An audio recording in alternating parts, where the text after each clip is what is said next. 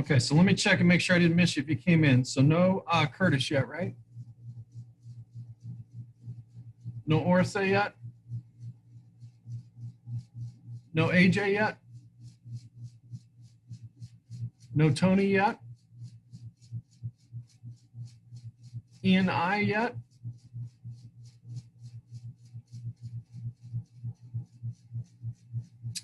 Amanda?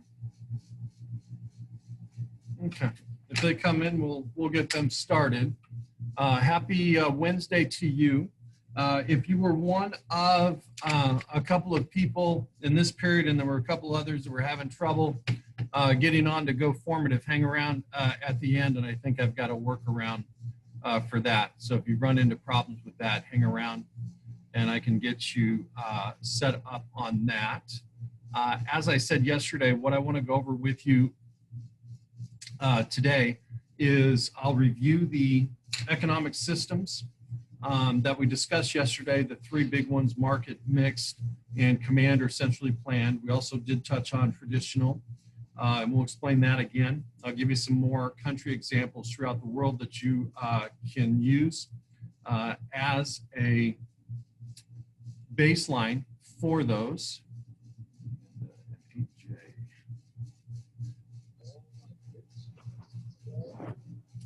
And then also what I want to go over with you is the circular flow model.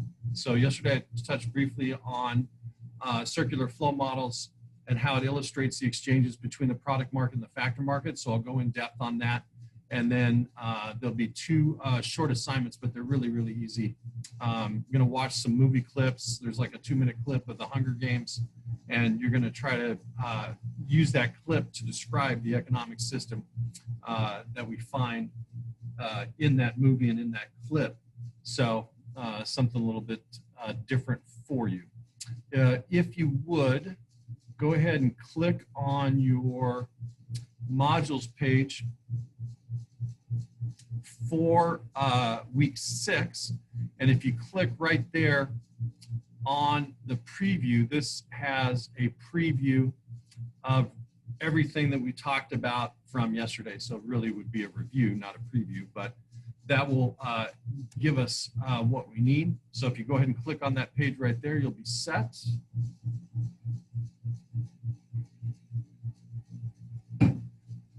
Okay, so I saw AJ and Amanda come in. I've got you guys here.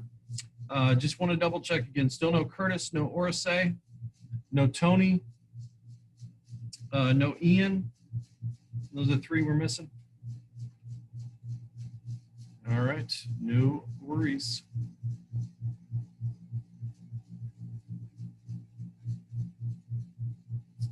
All right, so as I said, what we've got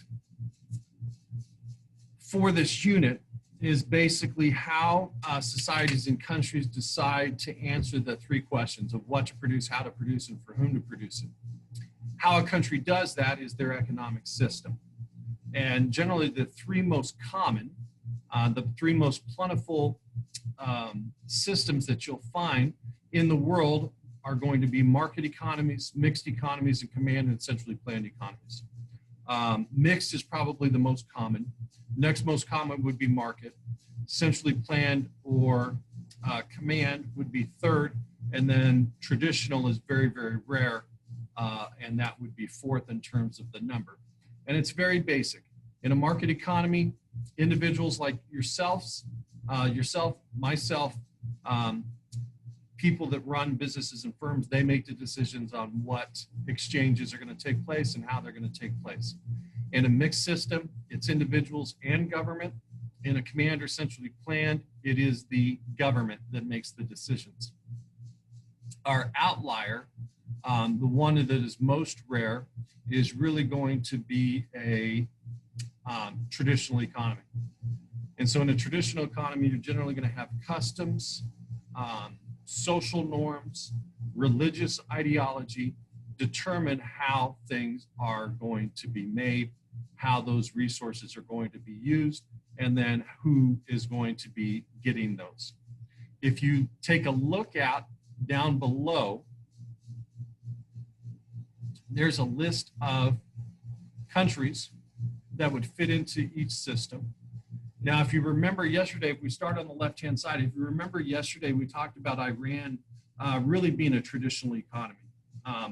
Things in Iran are much more censored, probably strict than what we're used to here in the United States.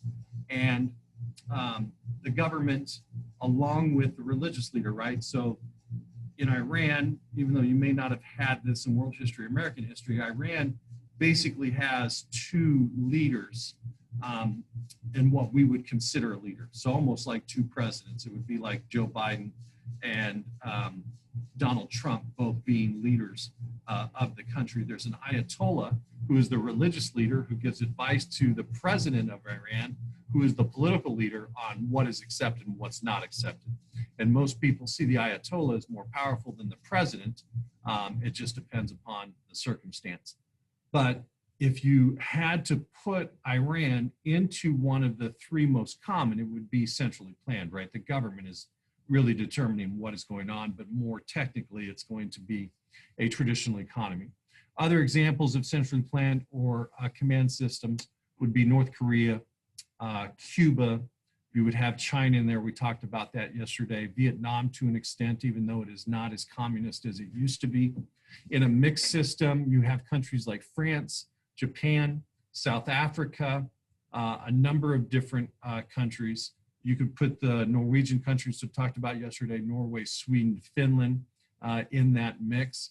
And then in a market economy, you have the United States, you have Hong Kong, you have Singapore, United Kingdom.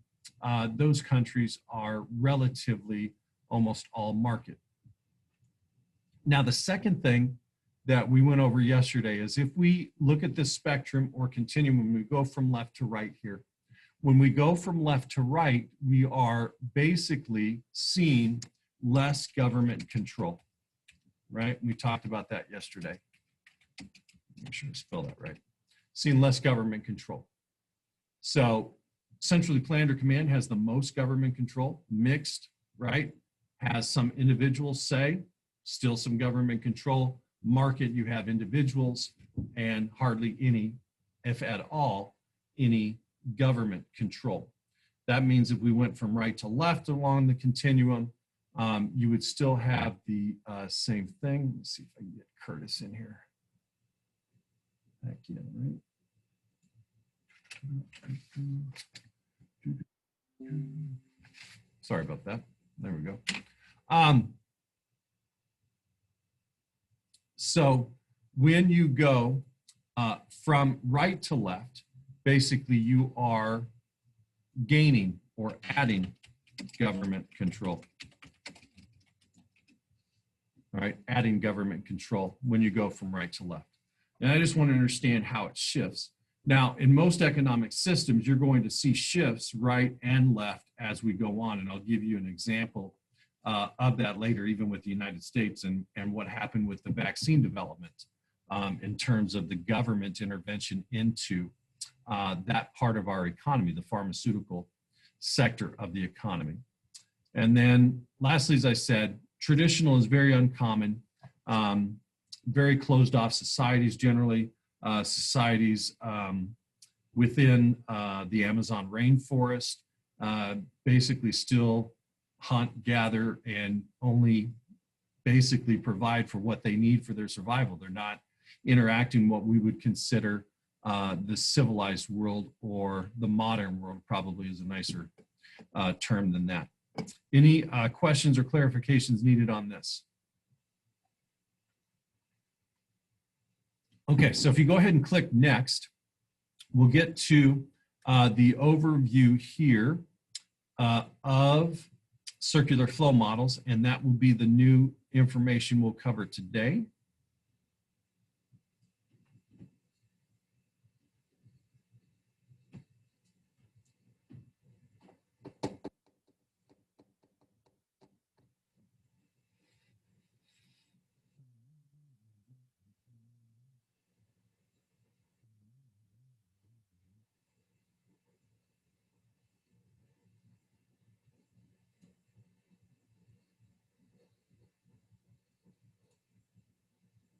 Mr. Grack, Yes.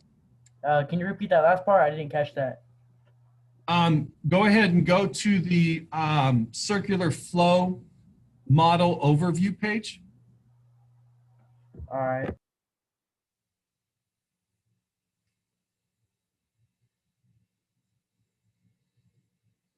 How would I get there? How would what? How would I get there? So in your, let me bring up the page. Is it in GoFormative? No, it's in Canvas. So from the Canvas homepage, Uh-huh. let me get it, my computer's slow. So on this Canvas homepage, if you go to modules here on the left-hand side, or if you go to learning modules right here on the icon, Mm-hmm. if you go down to week 6, which is where we're at, Uh-huh. we just looked at this page here. Now, if you click on this one here, that's where we're at. If you want to see visually what we're talking about. All right, thank you. My pleasure. So as I said, what we're going to do is we're going to cover circular flow models, and it will help you in a visual sense sort of see how exchanges are working, right? So how exchanges are working. So I mentioned yesterday, and I'll show you this visually because it's probably a lot easier visually to get, but there are two parts generally to societies, and especially economic systems. You have households, which are made up of myself, my family, you, your family, everybody sort of in society, right?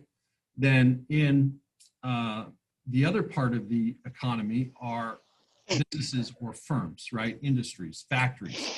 And so when we look at the exchanges that take place, we can illustrate that in a visual sense, and that's what a circular flow model is going to do. So you want to be able to compare and contrast the different circular flow models for each of the three most common type of economic systems: the market system, the mixed system, and the command or centrally planned system. So you want to be able to talk about the similarities and differences, and we'll illustrate that visually. You also want to be able to identify a market system, a mixed system, or command or centrally planned system just by the circular flow model itself.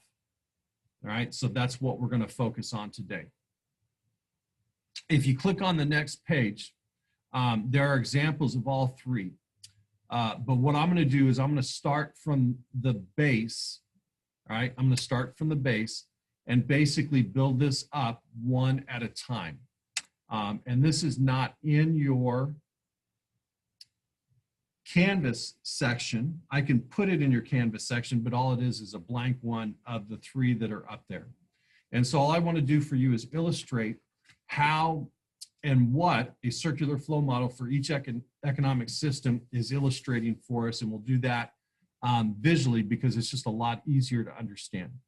So the first thing, as I mentioned yesterday and just explained today, if we look at any economic system, market, mixed, or command or centrally planned, generally you're going to have two separate areas, two separate groups that are making exchanges, all right, that are making exchanges. And so this will be, and let me draw this out, so I think it'll work better. So this is going to be for a market system. Now, all market systems are not the same, right? So Hong Kong, United States, United Kingdom were three of the examples that I gave. They're not all the same. Just like not all mixed systems are the same, South Africa, Japan, what have you, or even China, Cuba, North Korea are not the same. So these systems are generally not the same, but they do have similarities. And so one of the things, when we talk about households, again, that would be like me and you, right? Me and you. So we have our families, we live, right, with a group of people, maybe by ourselves. Households make up one part of the economy. The other part of the economy, firms, right, that is really businesses and firms, right? Companies. I could even put companies there. That may be more in today's terms. Let's put companies too, right? So we know what we're getting into there. All right, and we're going to put that down here. So we have two groups, right? One group is made up of me and you. Those are the households. The other group is made up of businesses, firms, companies, people that sell us things. That's the other group. On the left-hand side, right, as I said yesterday, we call this the factor market. And when I used that example yesterday, right, a part-time job at Subway, you are providing them labor when you work at Subway. And so in the factor market, households, me and you, people like us, are providing the factors of production, land, labor, capital, business knowledge or entrepreneurship, whichever you prefer, to our economy, all right? So we've got the factor market on the household side, and then down here, right, on the businesses, firms, and companies side, we have what's called the product market. And in the product market, right, they basically produce goods and services to households, things that we want to buy. And I'm going to put that down there. Right, so that makes sense. Got an economic system. We use the United States as an example if we want to, right? Households are basically people like you and me, our family, our friends. Firms are basically businesses or companies that sell us goods and services. They do that in the product market. In the factor market, we offer them our land, our labor, our capital, entrepreneurship, or business knowledge. And so all the circular flow model does is illustrate what we have going on. So when we talk about, right, when we talk about the example of part-time work at Subway, right? So when you go to work at Subway, you're providing labor to Subway, and in exchange, what do you get? If you have a part-time job, generally, what do they give you? Mr. Grack, when you're done, I have a question. Yes. Money? Where do self-employed people fall in? Self-employed people are still the factor market because they're generally providing labor. Okay. Yep. All right, so if you have a part-time job at Subway and you are providing, let's just say labor, right? One of the factors of production.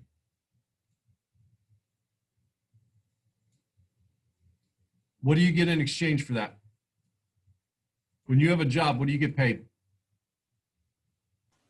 Money? Money. Money. Money is right, right? Money, money, money. Okay? So we have two exchanges that take place, right? When you get your money, it's your choice to go out and buy the goods and services that are made.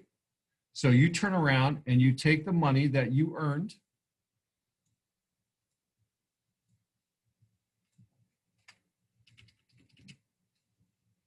and you go buy clothes, shoes, whatever it might be, right? Any sort of items that you want. So you might buy shoes, you might buy clothes, you might buy food, whatever you want to buy, right? With the money that you made in exchange for those items. And so all a circular flow model does is illustrate the exchanges that are taking place all throughout our economic system. And we can do it very specifically on an industry, or we could do it as an entire country. But the important thing to see here is that in a market economy, you're going to have a minimum of 4 exchanges. The factors of production are exchanged from the factor market to the product market for money. Households take that money and they exchange in the product market for some type of good or service. Does that make sense? Okay. So our next economic system is a mixed system. And a mixed system is going to be a little bit different because now we add what? Individuals aren't the only ones making the decision. Who else is? The firms.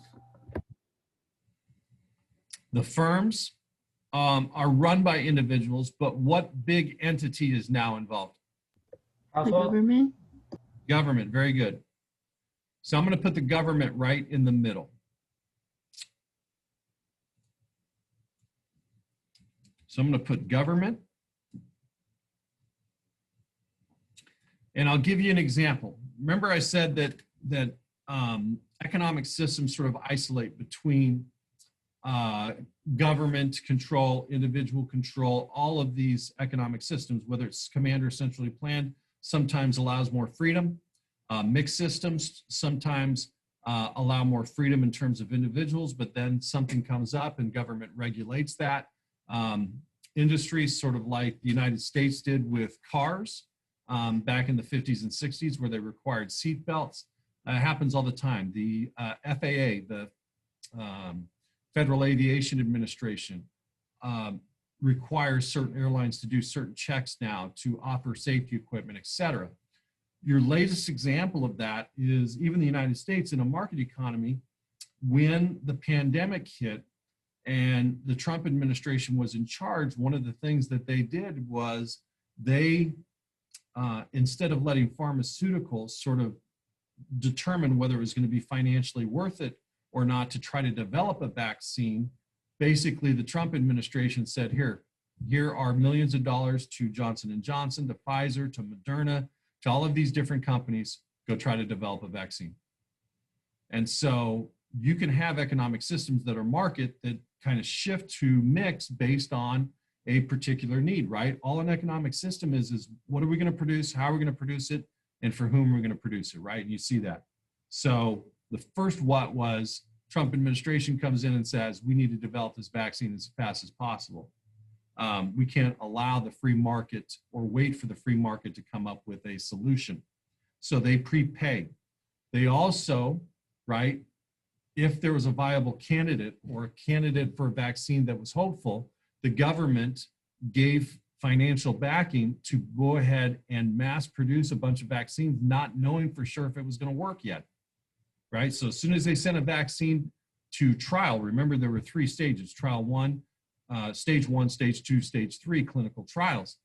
Once it hit stage 1, the government gave more money to those pharmaceutical companies and said, you know what, mass produce this vaccine even if we don't know it's going to work because it's going to save lives. And so that's an example of a mixed system and what the relationship is between businesses and individuals. Usually all of those pharmaceutical companies develop their medicines based on the idea of a profit. Well, there's no really incentive to spend millions of dollars on a vaccine that may not ever come about, right?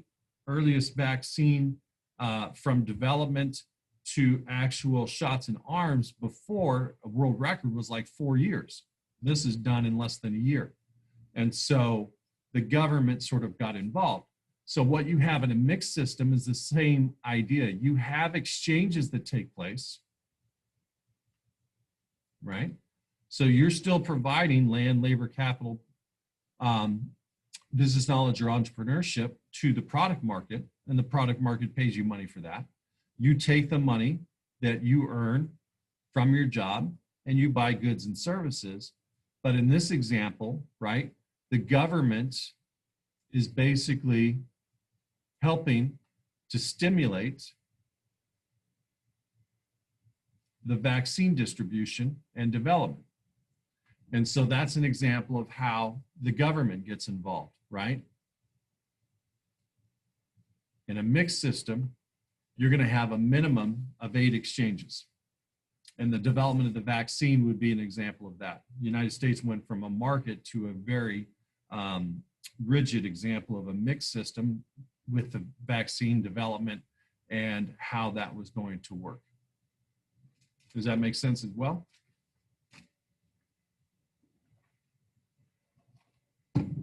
Okay, so your last example,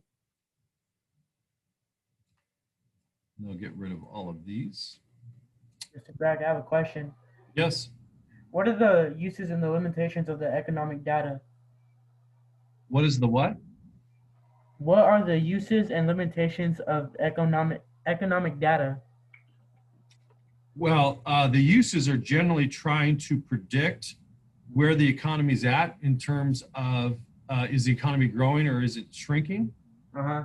And the limitations on that data is it's generally about a month old.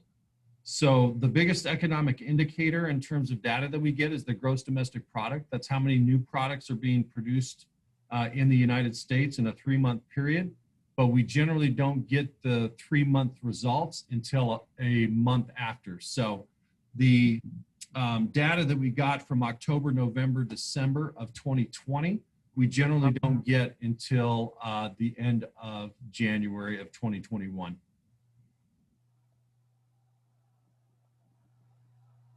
Thank you. No problem.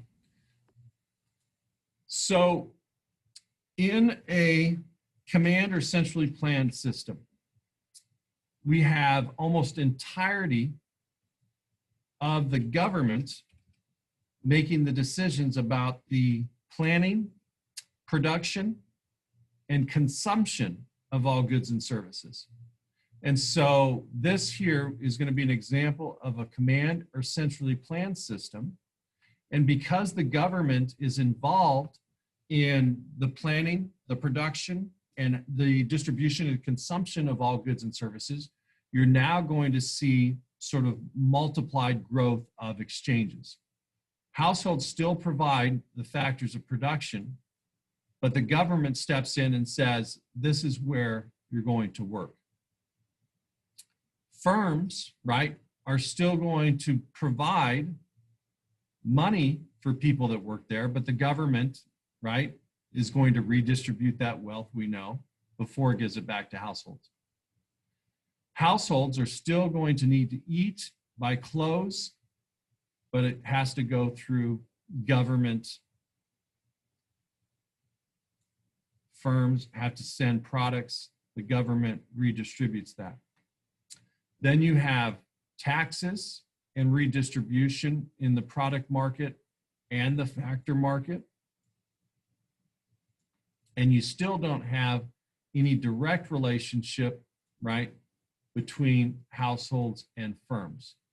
The government still collects taxes, that's what these middle exchanges are, from firms and households. And so when you look at a command or centrally planned system, it still operates, but the government is part of everything: the consumption, the production, the distribution, the planning of all of the goods and services, all of the resources in its society. So now we have 2, 4, 6, 8, 10, 12, 14. At a minimum, in a command or centrally planned, we have 16 exchanges. Does that make sense? So the reason that we do that from the ground up is so that when you look at these ones in your notes already, it's going to make a lot more sense, right? So circular flow model for a market system is going to have 4 exchanges. And now you sort of see what goes on. The exchanges between households and firms. A mixed system is going to have basically a minimum of 8 exchanges because now there's government involvement, similar to what we have with the vaccine development and distribution. And then your last most common type of economic system is a command or centrally planned, in which the government is part of the consumption, the planning, the production, the distribution of all goods and services. Yes, sir. Wait, did you say command was most common? Command, mixed, and market are the most common systems, all 3. Oh, okay. Mixed, if you were to rank them, and that's good because I didn't really emphasize that enough. If you were to rank these systems in terms of just number that you'll find throughout the world, mixed would be 1, second would be market, third would be command or centrally planned, and last would be traditional. That's how they would rank. I was just saying that command or centrally planned is part of the most common 3. Thank you. Good thing for me to emphasize. Thank you. And so, as I said, we just built this from the ground up because it's a lot easier to understand now that you see the progression as you move through the economic systems. Any more things that I can clarify? That was a good question. Perfect. Okay. So last 2 things that you need to do, and you should be able to finish them with the remaining time period because you're going to have about 40 minutes of class left.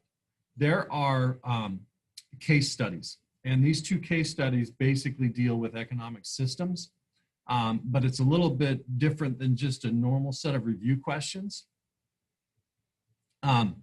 These case studies here, you're going to put your school email address here, and you're going to put your first and last name here. And then what you're going to do is you're going to watch these clips, these movie clips, and explain what kind of system you see. So the first movie clip is a Disney clip.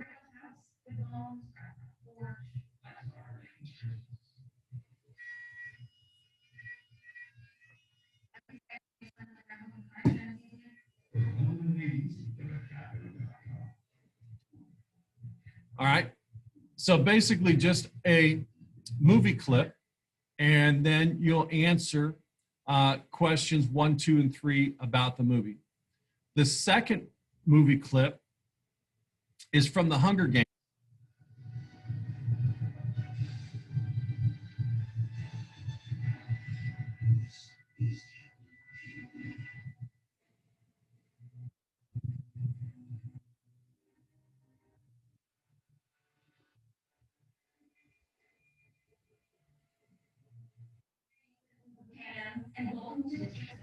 All right. So you're going to watch that short clip, 2 minutes. You'll answer questions 4, 5, and 6. And then the last clip is from a movie in the 80s called Tucker the Man and His Dream. And it's about 2 minutes and 42 seconds. And you will answer the remaining questions about economic systems. All right. So in this scene, what is Preston Tucker warning future generations about? Things like that. There's a choice down here to CC, right? Copy your response to your email. I would do that. And then it's very simple. When you're done, turning it in, you can take a screenshot, or you can just copy your URL. The second assignment is basically the same way. There'll be 2 video links that you'll watch.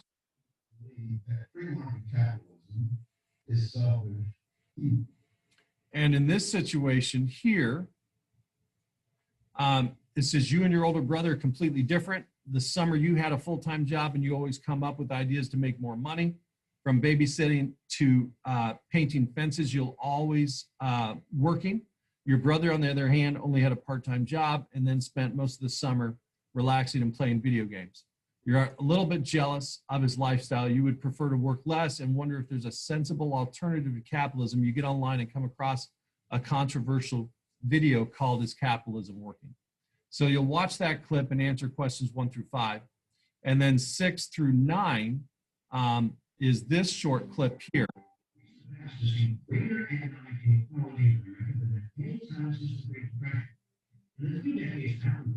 All right, and this is narrated by a former member of the Clinton administration. And so you'll answer questions 6 through 9 and then submit that. Any questions on that? Okay. So as I said, if you're having trouble getting into formative, you can hang around. Otherwise, you can go ahead and do those 2 assignments right now and turn those in. Those are due on Monday and start showing up in areas at that time. So if you want help or need any other clarifications, you can hang around, or if you want to double check formative and how to get in, or I can show you that workaround, we can do that as well. But have a good rest of your week. Remember, tomorrow is just a normal 5, 6, 7 day if you have it. Thank you. Have a nice day. You bet.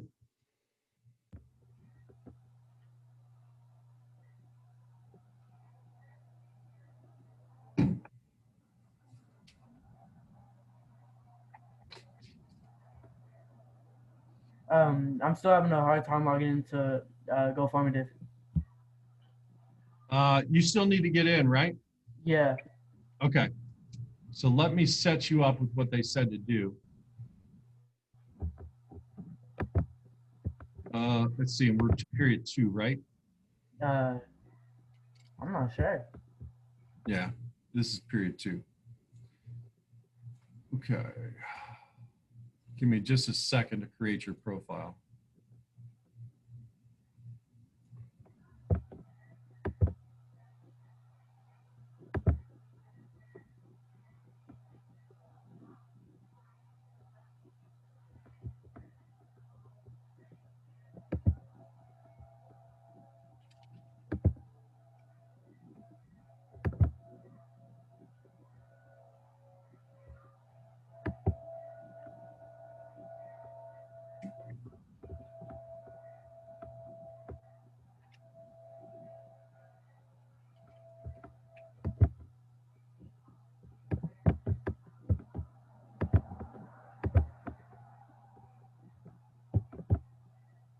Okay. Are you still on a device that won't let you share your screen? I'm now on a device that will let me share my screen. Or I've been on a device that will let me share my screen. Oh, so you can share it? Yeah. Okay.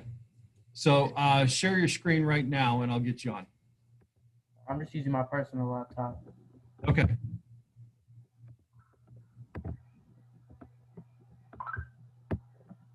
Okay, so go ahead and go to login.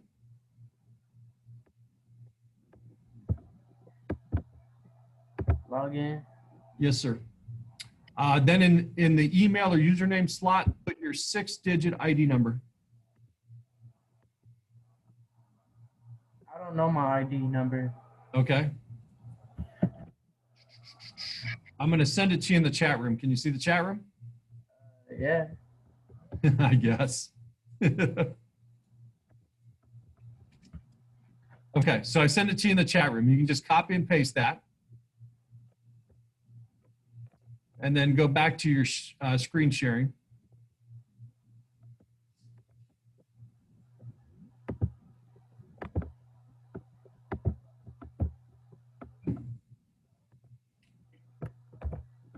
Okay, and then for password, put password, but all lowercase. And I could have chose a better password. Well, you can set that up as soon as you want. What is somebody going to break into your account and do your work for you? Hopefully. Yeah, hopefully, exactly.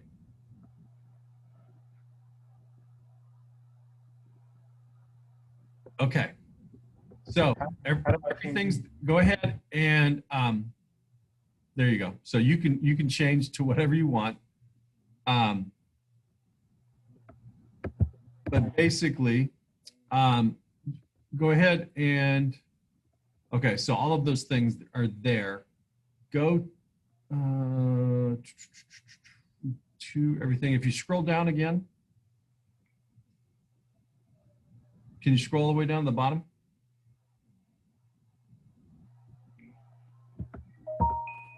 Okay, and then scroll all the way to the top.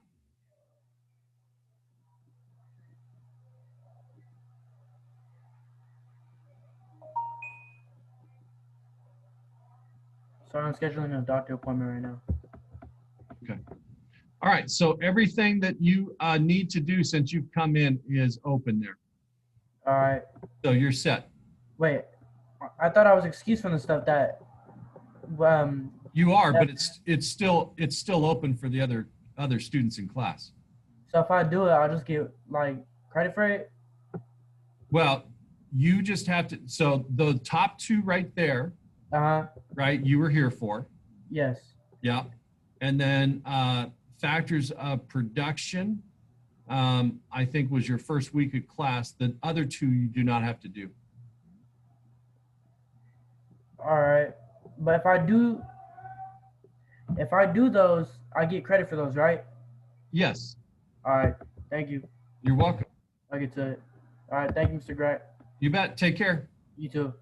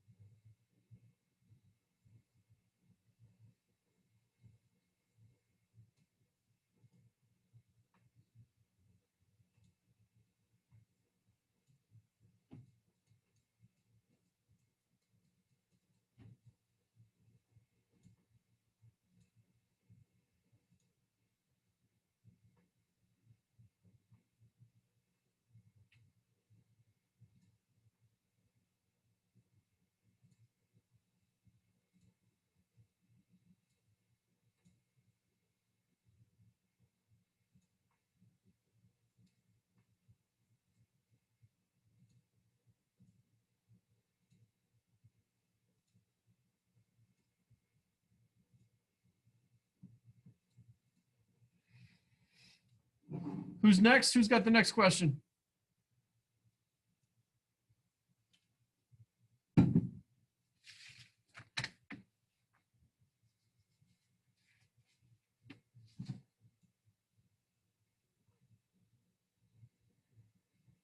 Any other questions?